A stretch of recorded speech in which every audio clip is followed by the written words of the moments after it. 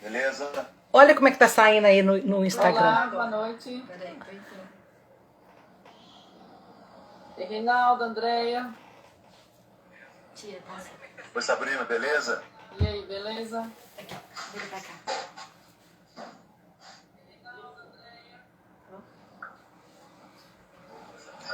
Boa noite, Sabrina. Oi, boa noite. Boa noite a todos. Aqui no Insta não precisa de receber, não, né? Não, mas é bom. Boa noite a todos. Depois eu falo, quando eu começar, eu Já falo. falei que quem entra fica perdido. Não, vai ficar. Tô lá pelo Instagram também, viu? Boa noite, Sérgio. Oi, boa noite. Olá, certo? Boa noite ao pessoal do Google Meet. Boa noite ao pessoal do Instagram. Sejam todos muito bem-vindos. Boa noite. Boa noite. Boa noite, Sérgio. Olá, tudo bem, Cleia? Boa noite a todos. Boa noite. Boa noite, Célia. Tudo bem com você? Marli? Tudo, Marli. Como é que vai? Seja bem-vinda. Graças a Deus. Que bom. Muito obrigada. Ô, Sabrina, Oi. eu ainda não tive tempo de ver se consigo fazer as 90 visualizações na minha tela. Ó, a minha acho que chega no máximo a 45. E o interessante é que quando a pessoa fala, o quadradinho fica azul. Então dá pra você saber quem tá te dando boa noite. Isso é interessante. É. Depois eu acho que eu vou precisar de ajuda dos universitários para poder instalar aquilo. Tá. Mas a Adriana veio cá aqui para casa hoje Ela consegue. para me ensinar a deixar gravada no Instagram. Ah, tá. Então, gente, quem que ficou de olhar a do Google Meet para ficar gravada no YouTube? O Moisés tá olhando com o Juju.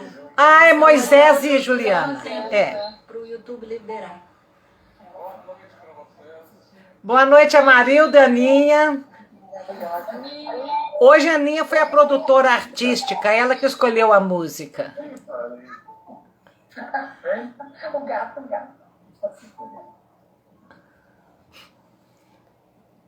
Bota a música.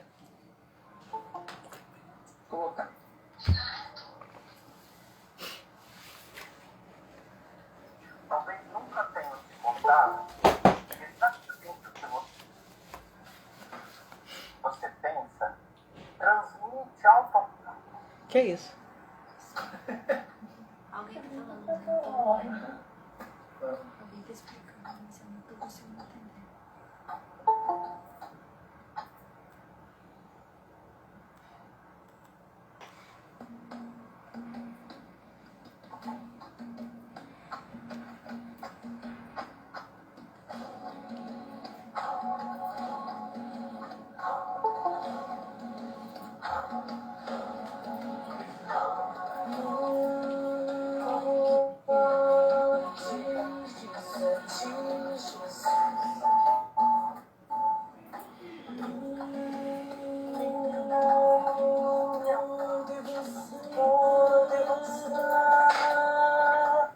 Que isso?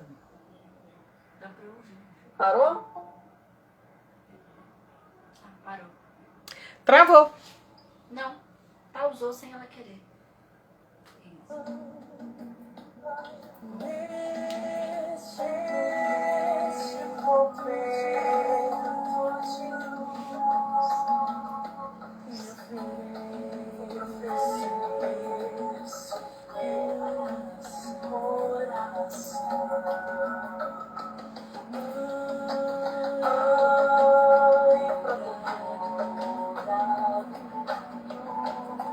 Gostei não.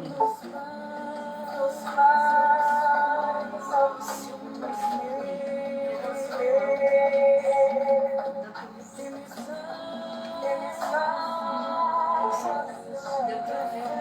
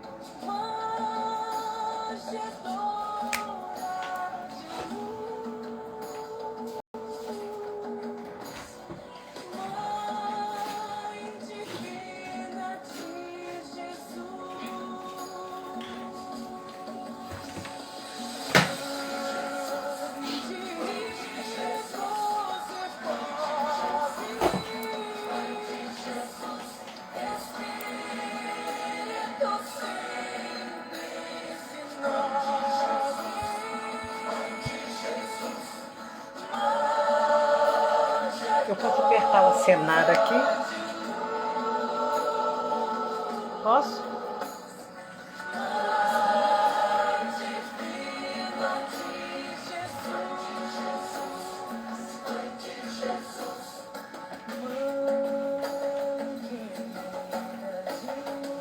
Pode assinar.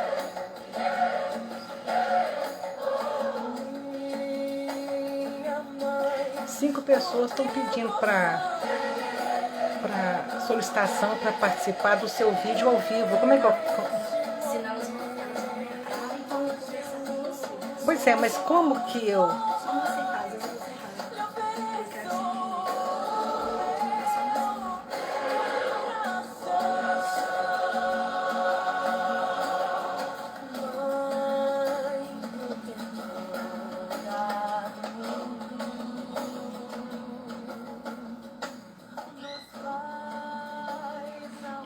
Elevemos os nossos pensamentos, que os nossos bons propósitos possam atrair para os nossos lares os espíritos benfeitores do Centro Espírita Luiz Gonzaga. Seu microfone é desligado, sério.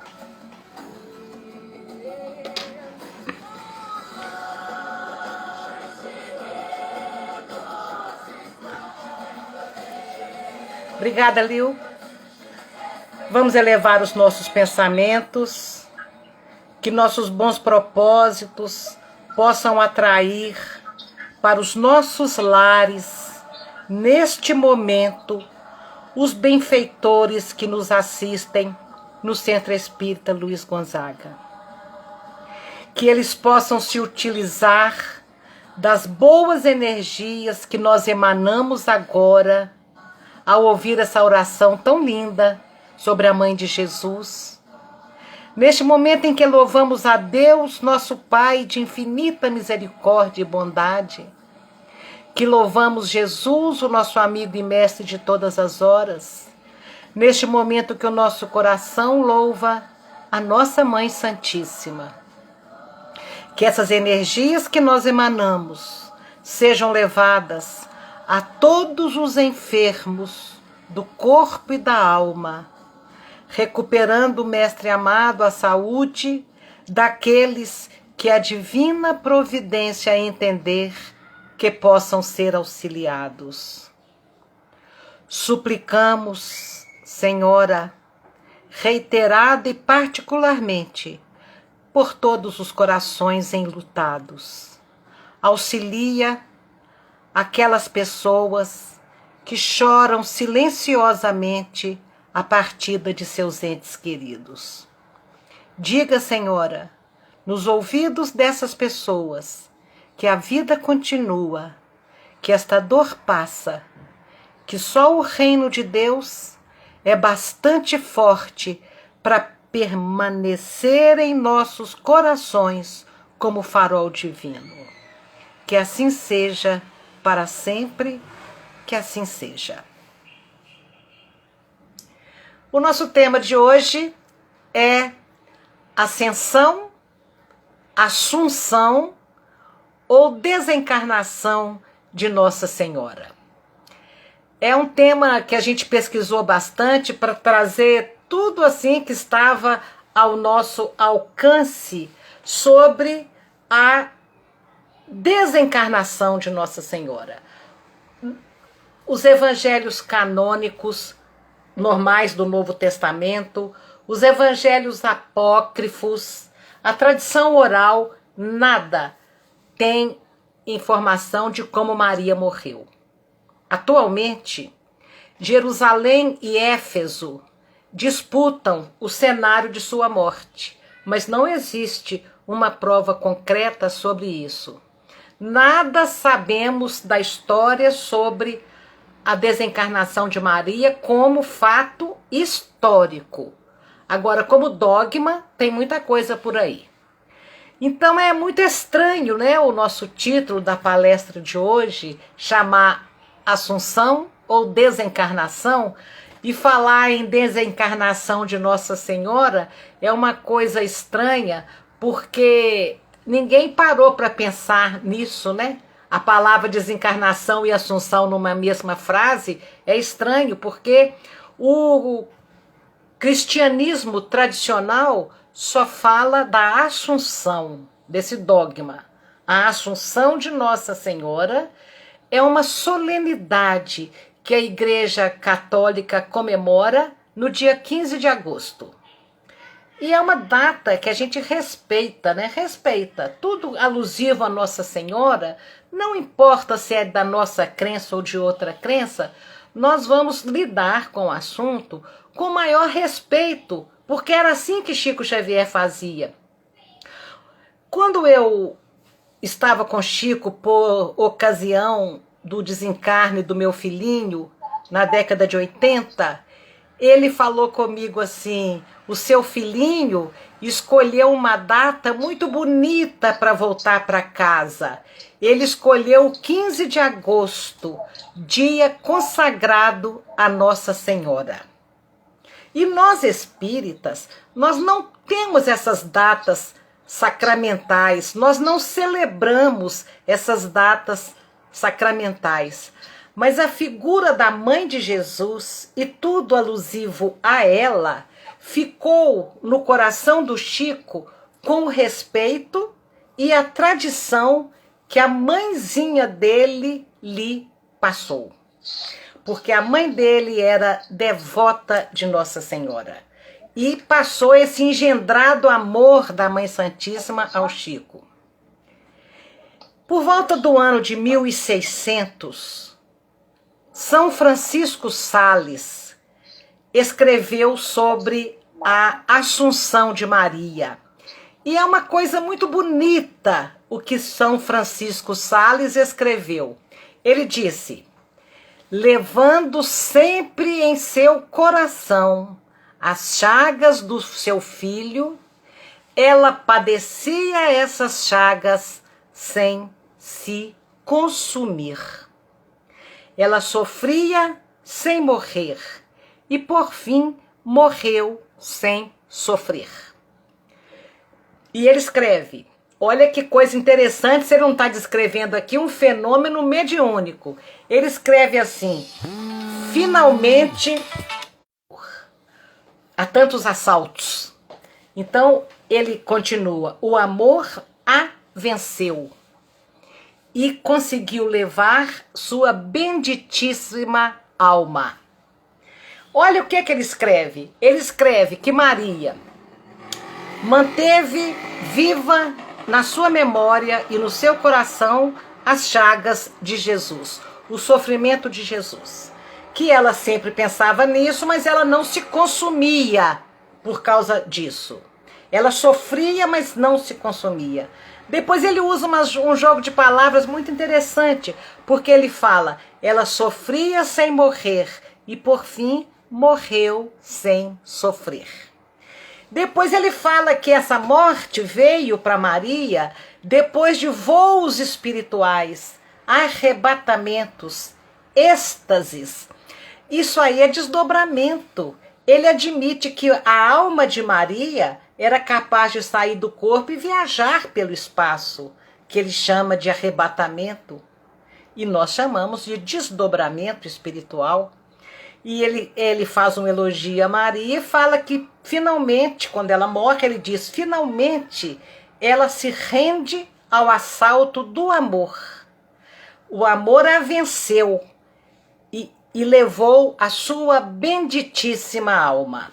Daqui a pouquinho eu vou contar para vocês, relembrar para muitos que já conhecem, o relato do desencarne de Maria por Humberto de Campos. E vocês vão ver que tem uma ligação com este relato de São Francisco Sales. Dentro da teologia católica, existe um escritor muito conceituado que escreveu muito sobre Maria Imaculada, que é o Monsenhor João Clá Dias. E ele traz informações que Maria viveu depois da crucificação de Jesus, que Maria viveu por 23 anos em companhia do evangelista João.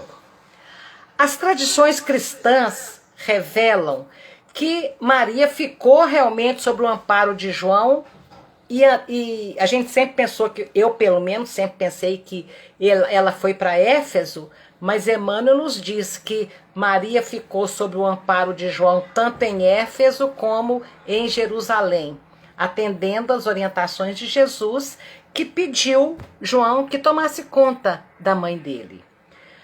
Então, não se sabe onde, na verdade, que ela morreu. Emmanuel, em algum lugar, ele diz que foi em Jerusalém. Mas eu vi essa fonte na internet, mas eu não sei aonde que está. Então, eu continuo pensando que foi na casinha de Éfeso. Porque Humberto de Campos relata, no último capítulo do livro Boa Nova, que é um livro escrito após consultar os arquivos sublimes da espiritualidade superior, ele escreve que João e a Mãe Santíssima foram morar ao sul da cidade de Éfeso, a 3 quilômetros da cidade de Éfeso, numa casinha doada por um nobre. E quanto à idade que ela permaneceu na Terra, esses 23 anos que o Monsenhor diz, com mais o tempo que se calculou pela tradição oral, há um sinal de que realmente ela tenha vivido até 72 anos de idade, o que é uma longevidade extraordinária para aquela época, onde as pessoas viviam até por volta de 40 anos. O Papa Pio XII, um Papa muito famoso, em 1º de novembro de 1950, ele cria o dogma da ascensão de Nossa Senhora.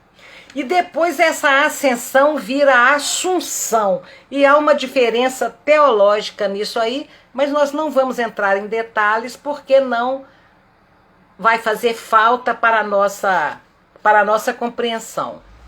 E o Papa falou, olha, o negócio é o seguinte, Maria não morreu, não está enterrada nem nada.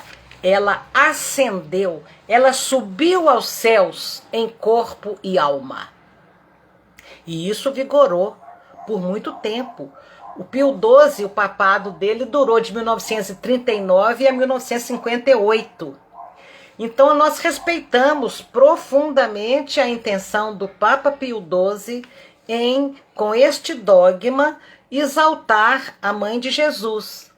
Mas hoje, com o que sabemos sobre ciência, nós somos obrigados a concluir que não é possível viver no céu com o corpo da terra. Então, a gente tem que pensar melhor isso aí. Então, a ascensão de Maria, em termos espíritas, deve ser visto como um desdobramento seguido de materialização. Ou seja, isso aconteceu com Antônio de Pádua também, esse tipo de desencarne. Maria deve ter desencarnado, o espírito dela sai do corpo, o espírito Maria sai do corpo e materializa-se naquele momento e vai embora. Então, isso que pode, uma hipótese provável. Então, agora, eu quero que realmente eu não atrapalhe vocês de perceberem a beleza do desencarne de Maria. Diz Humberto de Campos, para aquela mãe amorosa, sua vida era saudade e lembrança. O tempo assinalava uma saudade muito grande aqui na terra, mas uma esperança cada vez mais elevada no céu. Maria vai para Éfeso e recebia na casinha pobre os necessitados do corpo e da alma. Após alguns meses nesse trabalho, ela cura um leproso. E esse leproso, ao se ver aliviado das chagas que cobriam seu corpo, ele beija as mãos de Nossa Senhora e diz: Senhora, sois a mãe do nosso mestre. e a nossa Mãe Santíssima. Então, a partir daí, foi um momento de tanta beleza, um momento de tão sublime gratidão, que a partir daí a casa que Maria mora começa a se chamar Casa da Santíssima. E é daí que sai, então, o nome Mãe Santíssima. E ela vai fazendo aquele trabalho maravilhoso, onde, diante de todas as queixas, ela dizia: isso também passa. Só o reino de Deus é bastante forte para nunca passar de nossas almas como eterna realização do amor celestial.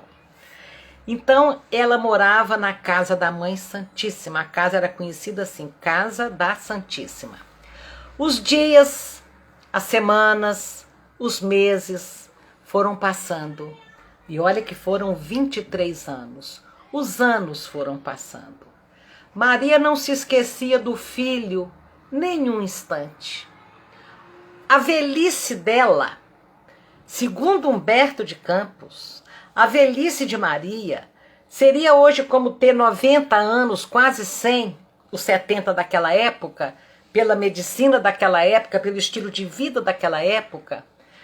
Ela era velhinha, velhinha, mas a velhice dela não lhe acarretava cansaço nem amargura. E isso é uma lição, gente. Isso é uma lição de vida. Não deixar que a velhice nos traga amargura e nem criar aquela capa de cansaço para tudo e aquele desânimo para tudo, né? A velhice de Maria não lhe acarretava nem cansaço nem amargura. Guardadas todas as devidas proporções, eu homenageio neste momento a minha mãe Lia, que também a velhice não lhe acarretou cansaço nem amargura. E homenageio profundamente também a Marta Xavier, que atravessa a rua rapidamente e vai ao centro toda hora que precisa para fazer alguma coisa, com aquela tranquilidade, com aquela paz, com aquele ânimo, né? A velhice da Marta também não lhe acarreta nem cansaço nem amargura. Marta não tem tempo ruim para ela. Então, a certeza da proteção divina proporcionava a Maria imenso consolo. Então, para nós termos uma velhice que não nos acarrete cansaço e amargura, nós precisamos apenas desenvolver a certeza de que estamos protegidos. E o coração de Maria experimentava um grato repouso, iluminado pela esperança e pelas estrelas fulgurantes de sua fé. Humberto de Campos escreveu muito bonito isso, que o coração dela experimentava um grato repouso, iluminado pelo luar da esperança e pelas estrelas fulgurantes da sua fé. E assim foi a vida dela. Um dia, Maria orava ao crepúsculo. E embora a soledade daquele ambiente, Maria não se sentia só. Sua alma estava naquele momento banhada por uma força singular. Uma brisa suave vinha do oceano. A noite era povoada de estrelas e era uma noite de lua plena. A lua participava daquilo ali como um concerto de harmonia e de luz. Então vamos continuar imaginando a beleza dessa noite e Maria orando ao crepúsculo, talvez numa varandinha da casa, para que ela pudesse ver o manto de estrelas no céu, né? E ali ela vê aproximar alguém. E ela pensa que era um necessitado, daqueles milhares que a procuravam sempre. E esse peregrino que chega diz: minha mãe, venho fazer-te companhia e receber a tua bênção. Como ela era chamada de Mãe Santíssima, vários a chamavam assim. Mas aquela voz lhe inspirava profundas emoções. Adriana, pega a bateria na primeira gaveta da escrivaninha, que a bateria do notebook está acabando. Então, aquela voz, né, ela lembrava, aquela voz despertava nela profundas emoções, porque aquele tom de voz estava também dizendo a ela que ele compreendia as saudades do coração dela. E ao derramar no seu íntimo, liga aqui, e tem que pegar a extensão, não pode ligar ali embaixo de tudo. E que ele sabia perfeitamente o quanto ela sofria com a saudade. E os olhos de Maria começam até a umedecer de lágrimas, né? E aquele hóspede lhe estende as mãos com profundo amor e muita ternura. Minha mãe, venha para os meus braços. Aí que ela vê os punhos feridos. Era Jesus. Ela se aproxima e, num ímpeto de amor, ela fez um movimento para embaixo ali, querida. São de 3. Ah, não, é de 3. Então tem que buscar a extensão lá no coisa da cozinha. Se tirar esse aqui não dá não, né? Não. Não pode. Então, gente, ele diz: sim, minha mãe, sou eu. Venho buscar-te, pois meu pai quer que seja no meu reino a rainha dos céus.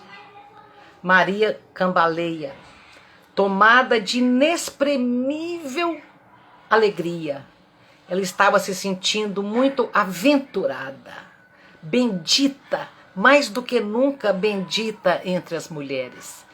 E enquanto nos seus ouvidos chegavam aqueles ecos suaves, né, do anjo que lhe dizia: bendita és tu entre as mulheres, ela realmente se sentia naquele momento mais bendita do que nunca. No dia seguinte, João chega e encontra Maria nos últimos instantes de sua vida. Uma expressão de serenidade no rosto, mas ela já estava se desprendendo da vida material. Ela ascende aos céus em espírito pelos braços do Filho. Foi assim que Maria desencarnou. Foi assim, Adriana, acho que agora acabou lá, só está no YouTube. Isso, pode continuar. Vamos continuar. Michelangelo registra a maravilha deste momento. Liga lá agora. Michelangelo registra a maravilha desse momento. Em 1499, a genialidade de Michelangelo, que não acompanhou o desenvolvimento. Liga lá, Adriana. Lá onde? Já liguei aqui, ó. Já Tá. foi. Então tem que ligar de novo. Você quer entrar por aqui? Quero. Michelangelo registra aquele momento de maior dor quando Maria retira Jesus da cruz, né?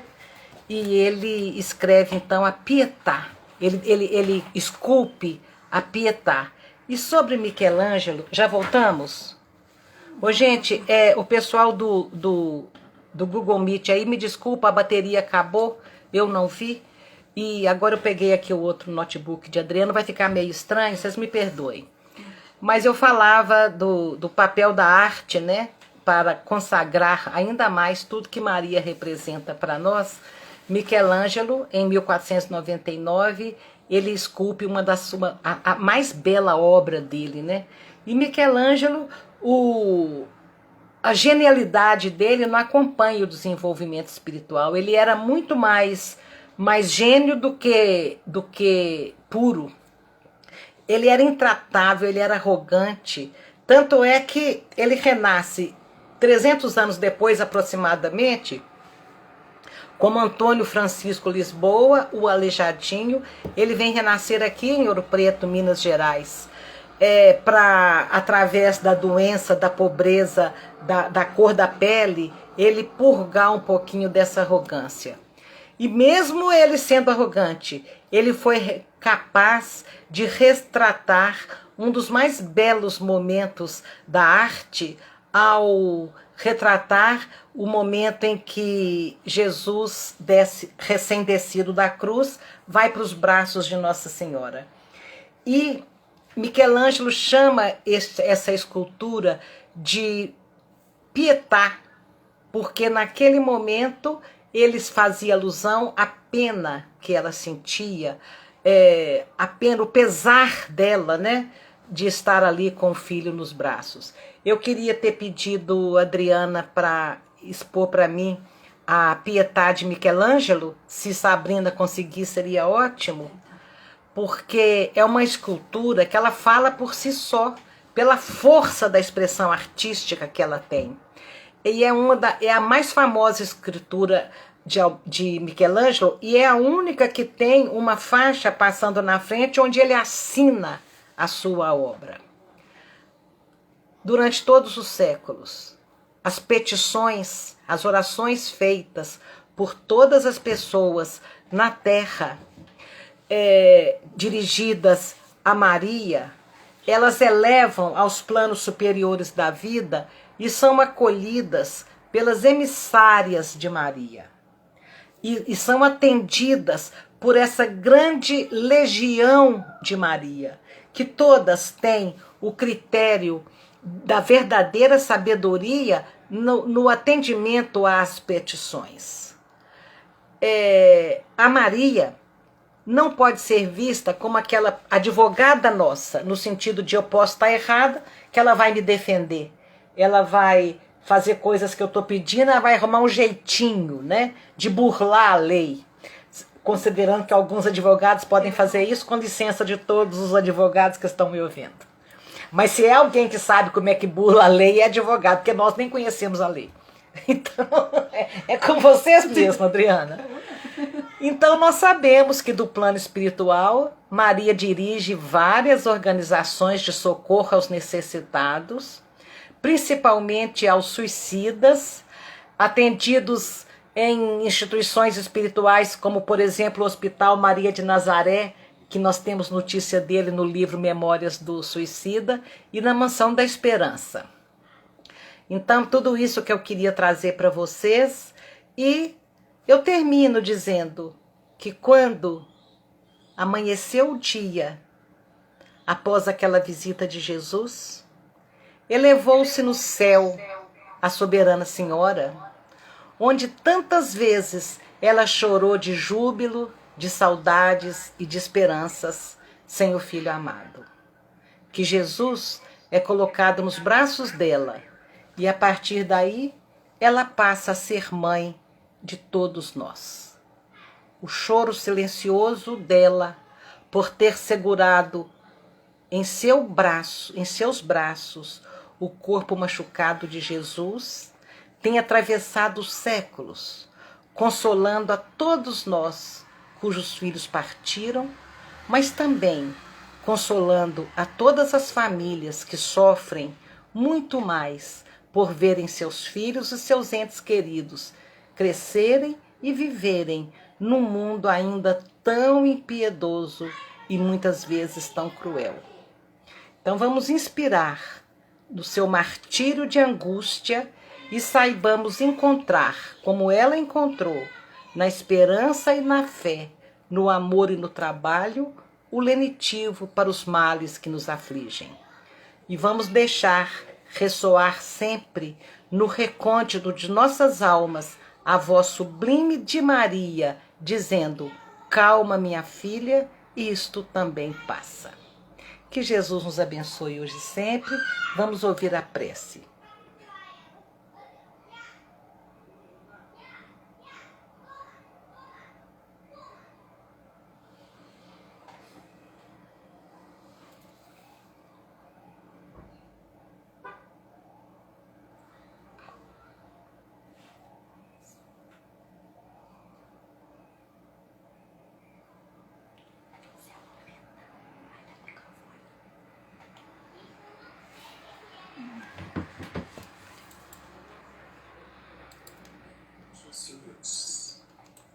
Rogamos o teu carinho, o teu amor para com todos nós, aqui reunidos, encarnados e desencarnados.